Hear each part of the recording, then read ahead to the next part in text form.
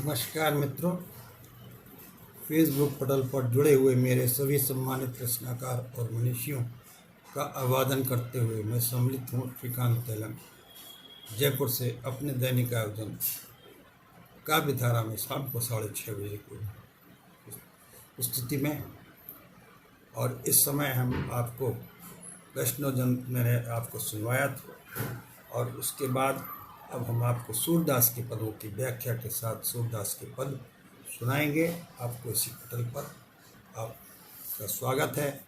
जो ऋषि इस मंच पर जुड़े हुए उन सभी का अभिवादन है, उन सबका तो स्वागत है। इस प्रकार से आप तो भगवान श्री के भजनों में पिछले दिनों हमने आपको देखा कि भगवान श्री को विश्राम करने के लिए यशोदा माता और नंद बाबा ने जो है उन्हें अपने पास सुला लिया और अपने पास वो उनको बिठा करके, और जब प्रातः काल हो गया तो यशोदा माता ने कहा कि अब सुबह हो गई है और हमें सबको उठ करके अपने अपने दैनिक कार्यों में, और सभी ग्वाल वालों को उन्होंने बुला लिया, जिससे कि वो उनका जो है दूध दही का मसले का काम भी प्रारंभ हो सके। इसी बीच में विचार बना कि जो है वो नारद ऋषि कंस के पास पहुंच गए। उन्होंने कहा ये दोनों अद्भुत बालक हैं और इनका कोई ओर छोड़ नहीं है। तो उन्होंने कहा कि कंस ने कहा कि क्या करना चाहिए, इस पर जो है विचार बना और एक भजन ये आया। नारद ऋषि नपसो यूं भासत, नारद ऋषि नपसो यूं भासत, वे हैं काल तुम्हारे प्रगटे काहे उनको राखत, वे हैं काल तुम्हारे प्रगटे काहू उनको राखत, काली उरग है रहे जमुना में, तह तह कमल मगावहु, दूत पठाई देव ब्रज उर ऊपर नंदन अति दर्पाहु।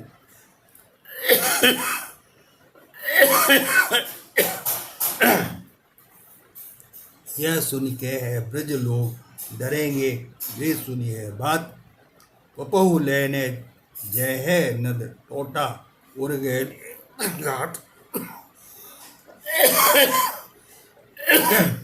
खांसी बहुत आ रही है।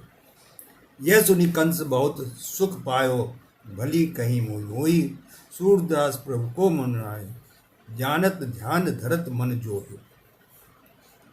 और एक भजन ये आया है कि ई अंतर विनाश रुभायो, तारा गण सब गगन छुपाने अरे अति आधार कार गयो, जागी मही माहिर काज ग्रही लागी, निसिको सब दुख भूल गयो, प्रातः स्नान करन यमुना को नंदो, तुरंत उठाई दयो, मथना हरि सब वारी बुलाए, भोर भयो उरी मथो दहो, सूर नंद धरनी आपनु, माथन मथानी नेति गयो। तो ये 520वां पद इस प्रकार से आया है कि बात करने के दौरान सवेरा हो गया और तब सारे गण छुप गए हैं और अंधकार दूर हो गया है। ब्रजरानी जगरानी घरेलू काम का जो लग गई, उन्हें सब अब रात का सारा दुख भूल गया। नंद को यमुना में प्रातः स्नान करने के लिए तुरंत उठा दिया। यशोदा ने दही मतने वाली सब ग्वालिनों को बुलाया कि प्रातः हो गया, अब उठकर दही मथो। सूरदास कहते हैं नंद रानी स्वयं भी मतने के लिए मथानी उठा ली। तो अब आपका इसके बाद आता है कमल पुष्प मगाना काली दमन लीला। राग बिलावल में है।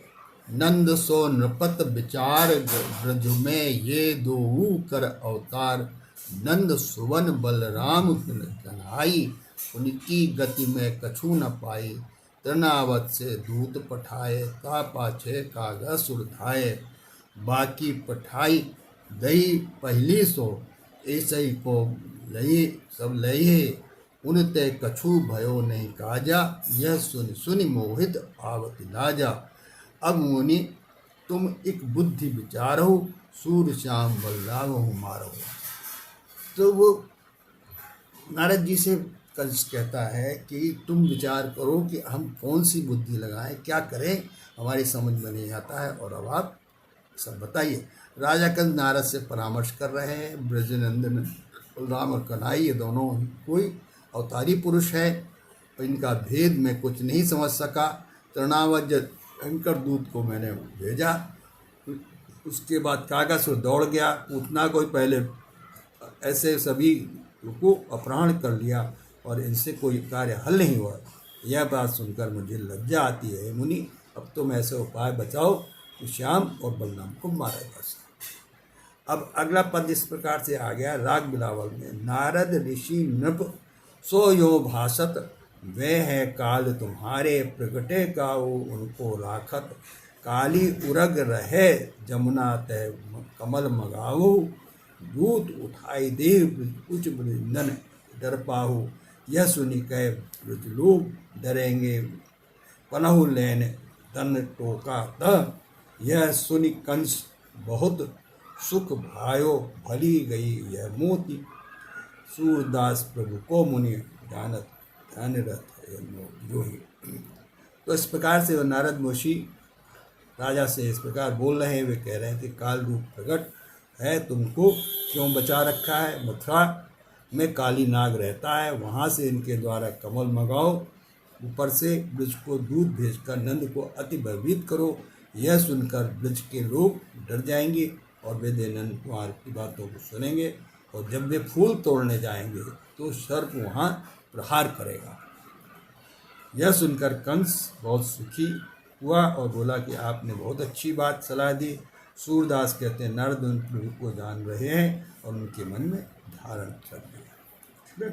तो अब अगला पद आ जाता है 521 523। राग सुहो कंस बुलाए दूत इक लीनो, काली दह के फूल मंगाए पत्र दिखाई ताई जय जीनो। यह कहियो ब्रजनंद कंसरो अति। काज मगायो तुरत पठाए दिए बनी है, भली भांति कही समझायो। यह अंतर जामी जीव जानी, आप रहे बलवान। बन ग्वाल पठायो सूर श्याम ब्रज जन, सुखदायक कंस काल जे हरस बदाय। और कंस इन सब बातों को सुन करके हर्षित हो गया। तो अब आपके पास इस प्रकार का कि कल्याण करें, इसे अच्छी तरह से बार बार समझाया। अंतर्मुखी प्रभु इस बात को मन में मान गए और वे स्वयं घर पर रह गए और ग्वाल वालों को मंजूर किया। कंस के काल मृत्यु सूर्य को सुख देने के बाद सूर्य के सामने मन हर्षित हो गए। अब अगला पद आया है 524। खेलन चले नंद कुमार, खेलन चले नंद कुमार, दूत आवत जानी ब्रज में आप दीन्यो टार।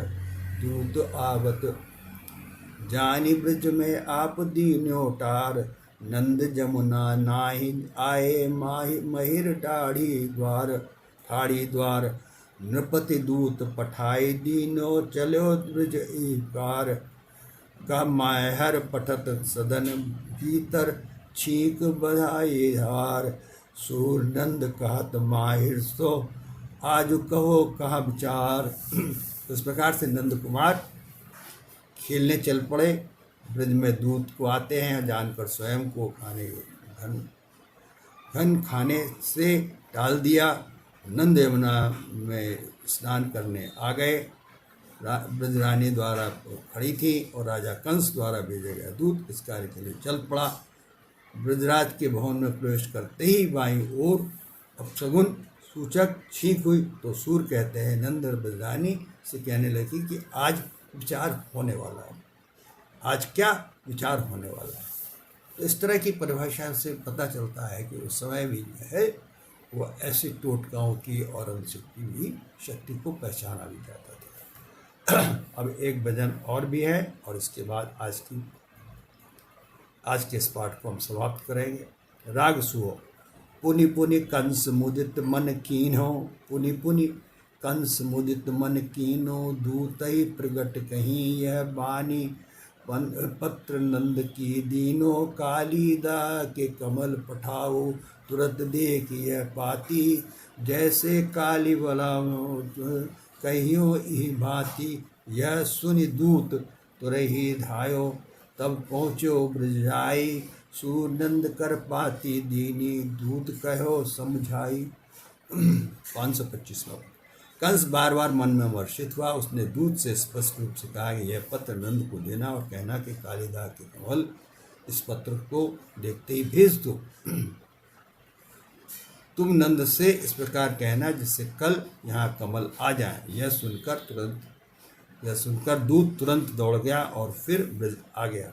उसने नंद के हाथों में पत्र दिया और सारी बातें समझा। तो इस प्रकार का जो संदेश आया है उसमें भगवान श्री जान गए हैं कि काली मर्दन अब हमें करना पड़ेगा, क्योंकि नंद बाबा ने फूल भेजने के लिए उसको हामी भर दी है कंस को। तो इन शब्दों के साथ आज के पाठ की समाप्ति होती है। कल हम आपको 20वां पद 25वां पद के आगे सुनाएंगे। इस तरह से हमारी आज की सभा समाप्त होती है। और कवि के साथ कॉफ़ी @डॉक्टर सत्यप्रकाश और अपना पन्ना अपनी बात एक विचार को किसके लिए यूट्यूब चैनल पर हम आपको ये भजन सुनाते हैं और सूरदास के पदों की व्याख्या भी करते हैं, जिससे कि आप उनकी सटीक पुस्तक से उन पदों की व्याख्या को भी सुन सकें। जय हिंद, नमस्कार। और अंत में सुरक्षा दायित्वों की रचना के साथ सुरक्षित होकर वाहन चलाइए, सुरक्षित होकर घर जाइए शब्दों के साथ आपको धन्यवाद। आज का पाठ्यक्रम समाप्त। कल इसी समय पटल पर आपसे उपस्थित होंगे और 15 मिनट के समय में सूरदास के रत्नों की व्याख्या के साथ आपको प्रस्तुति देते हैं। श्रीकांत तेलंग जय।